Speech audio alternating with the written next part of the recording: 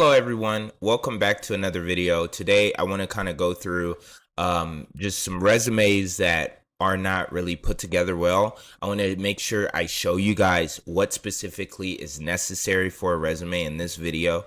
It's really important that you guys kind of understand what you need on a resume and what you don't need.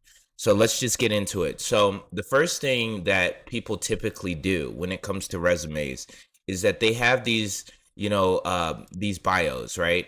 And it's like, be honest with yourself, right? If you have a bio like this where it's like senior at Clark Atlanta, experienced, this isn't powerful.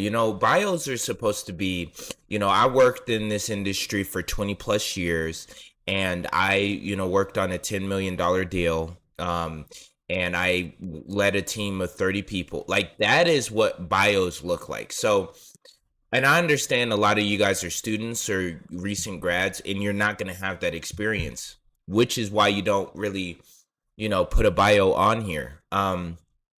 Because it's not that necessary. This doesn't move the needle. If you're going to have a bio as a student, it needs to be, hey, I participated in a competition. I won $10,000. I did this, I did that. Like, it's supposed to be your accomplishments, but they're measurable. They have results, right? These don't have results. They just are describing your experience, but they're not giving you results. Like, what did you specifically do, right?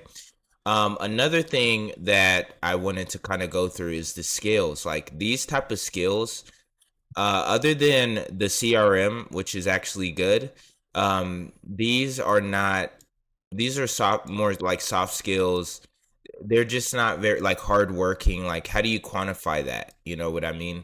Dependable. Like, how do you quantify that? Like, these type of skills, you just don't do that.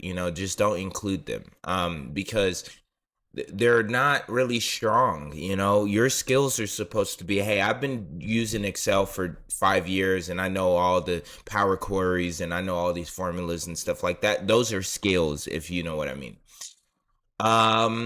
Once again, clubs, is this relevant to this person's major? And I don't even see this person's major on here. Oh, it's right here, fashion.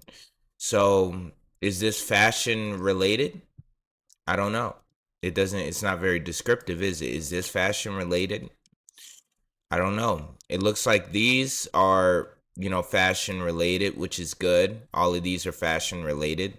So at least the experience kind of speaks to, this person's experience in fashion, but everything needs to relate to your experience in fashion. So that's kind of on these kind of notes. Regarding the experience itself, do you see how short these bullet points are? And also that there's 2, 4, 6, 2, 4, 6. Let's see, 2, 4, 6, 2, 3. So everything was consistent in bullet points, which is good, but you have 3 over here, right? So that's a kind of another issue, right? Is inconsistency in bullet points, and also the length of bullet points, right?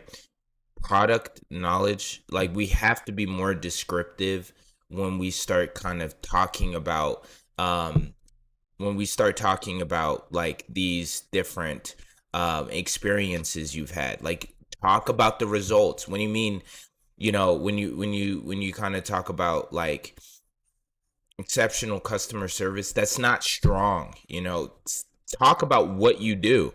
I manage, I talk to 10 to 15 customers a day, and I have to, spend X amount of hours a day sorting through this or doing that or doing whatever, right?